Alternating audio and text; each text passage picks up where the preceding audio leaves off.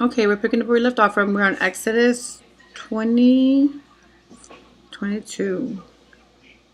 Okay, if someone steals an oxen or a sheep and kills it and sells it, and the thief must pay back 5 times of the oxen of each one stolen, and 4 times for the sheep for each sheep stolen. If a thief is caught in the act of breaking into a house and is struck and killed in the possession in the process, the person who killed the thief is not guilty of murder. But if it happens in the daylight, then the one who killed the thief is guilty of murder. The thief who is caught may pay back in full for everything that he has stolen. If he cannot pay, he must be sold as a slave to pay for for his theft. If anyone steals an oxen or a donkey or a sheep and is found in the thief's possession, there the thief should pay double the value of what was stolen. Of the animal that was stolen. If the animal is grazing in the field in the vineyards and the owner lets it astray into someone else's field to graze, then the animal's owner must pay compensation for the best of its own grains and grapes. If you are burning thorn bushes and the fire gets out of control and it spreads into a person's field, destroying all the sheaves and the uncut grains and the whole crops, then the one who started the fire must pay for the lost crops. Suppose someone leaves money or goods in the neighbor's safekeeping, and they are stolen from the neighbor's house. If the thief is caught, in the compensation is double the value of what was stolen. But if the thief was not caught, the neighbor must appear before the Lord, and he will determine if he stole the property. Suppose there is a dispute between two people, and both of them claim to own a particular oxen, donkey, sheep, or article of clothing, or of any lost property. Both parties must come before the Lord, and the people who the Lord declares guilty must pay double the compensation. And the other, now suppose someone leaves a donkey, ox, or sheep, or any other animal with the neighbor for safekeeping, but it dies or gets injured or is taken away, and no one sees it happening, then the neighbor must then take an oath in the presence of the Lord. And the Lord will confirm the neighbor did not steal the property, and the owner must accept the verdict, and the uh, payment will be no payment will be required. But if the animal was indeed stolen, the guilty person will pay the compensation to the owner. If it was torn into pieces by wild animals and the remains in the carcasses, it must be shown as evidence, and no compensation will be required. If anyone borrows an animal from their neighbor and it is injured or dies when the owner is absent, then the person who borrowed it must pay full compensation. But if the owner is present and the compensation is no compensation is required. If the animal goes rent, hold on, and no compensation is required if an animal was rent, and for this loss covered by the rental fee. If a man seduces a virgin who is not engaged to anyone and has sex with her, and he pays the custom, um, but he pays the custom, sorry, bridal price to marry her. But if the father refuses to let him marry her, the man must still pay the amount equal to the bride price as a virgin. You must not allow any sorcerers to live. Anyone who has sexual relations with the animal must certainly be put to death. Anyone who sacrifices to any other god must be destroyed. You must not mistreat the oppressed foreigners in any way. Remember, you yourselves were once foreigners in the land of Egypt. You must not exploit widows and orphans. If you exploit them in any way and they cry out to me, and then I will certainly hear their cry, and my anger will blaze against you, and I will kill you. Then with my sword. Then your wives will be widows, and your children will be fatherless. If you lend any money to anyone, and the people who are needing it, do not charge them interest as the moneylenders do. If you take your neighbor's cloak for a security loan, you must return it before sunset, as the coat may be the only blanket your neighbor has, and who can sleep without it. If you do not return it to your neighbor, and your neighbor cries out to me for help, then I will hear him, for I am merciful. You must not dishonor God or curse any of your rulers. You must not hold anything back when it is time to give an offering of your crops, of your wine, and you must give your firstborn sons. You must also give your firstborn of your cattle, sheep, and goats. But leave the newborn animals with their mother for 7 days, and then it will be mine on the 8th day. It says, you must be my holy people. Therefore, do not eat any animals that have been torn up and killed by wild animals. Throw them to the dogs. Okay, and Exodus 23. You must not pass along false rumors. You must not cooperate with evil people who lie on a witness stand. You must not follow the crowd by doing wrong when you are called to testify in a dispute.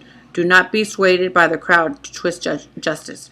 And do not slant your testimony in the favor of a person because that person is poor.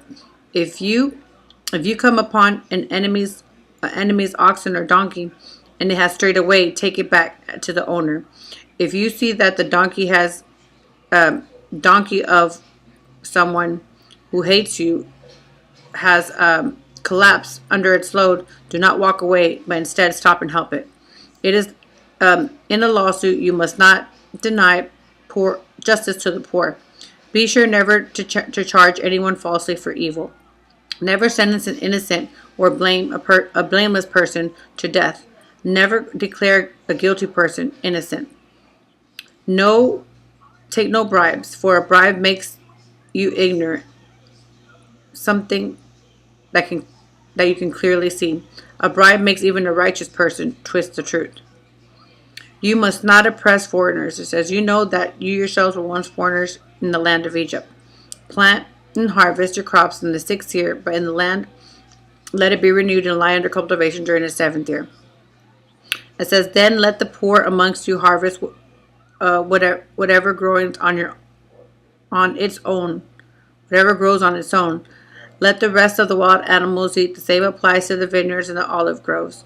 You have 6 days of each week for your ordinary work, but on the 7th day you must stop working and then give your oxen and your donkeys a chance to rest, and also your slaves and your foreigners who live in amongst you refreshed.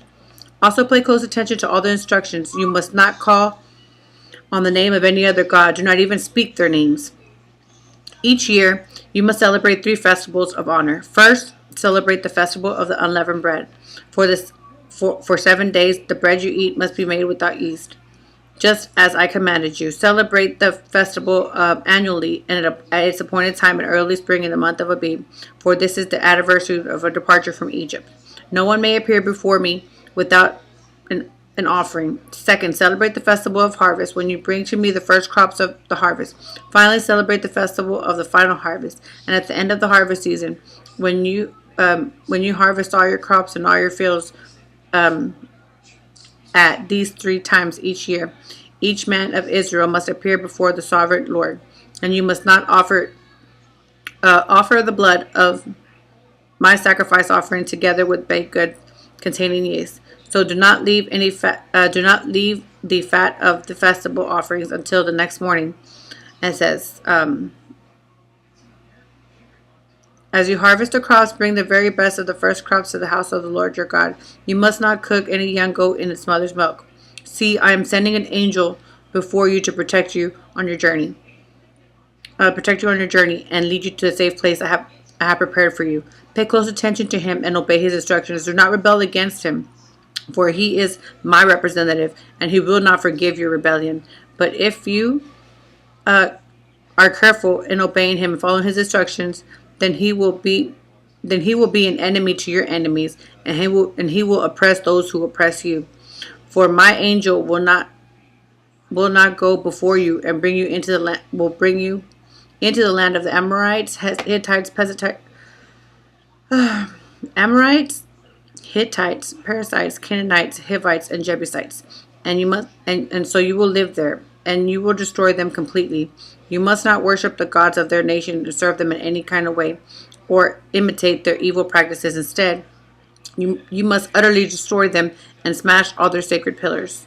You must serve only the Lord your God. If you do, I will bless you with food and water, and I will protect you from illnesses, and there will be no miscarriages or infertility in the land. And I will give you a long full lives, and I will send a terror ahead of you, and create panic amongst the people whose land you are invading. And I will make your enemies turn and run. And I will send a terror ahead of you to drive out the Hittites, Canaanites, and the Hittites. No, Hivites, Canaanites, and Hittites. But I will not drive them out in one single year, because the land will be desolate, and the wild animals will multiply and threaten you. I will drive them out little by little until your population has increased enough to take possession of the land, and I will fix your boundaries from the Red Sea to the Mediterranean Sea, and from the eastern wilderness of the Euphrates River. I will hand over to you the people who live in the land, and you will drive them out ahead of you. Make no treaties with them or their gods. You must not live in the land, or they will cause you to sin against me. And if you serve their gods, you will be caught in the trap of idolatry. And we're going to stop there. That is Exodus 23:33. Thanks.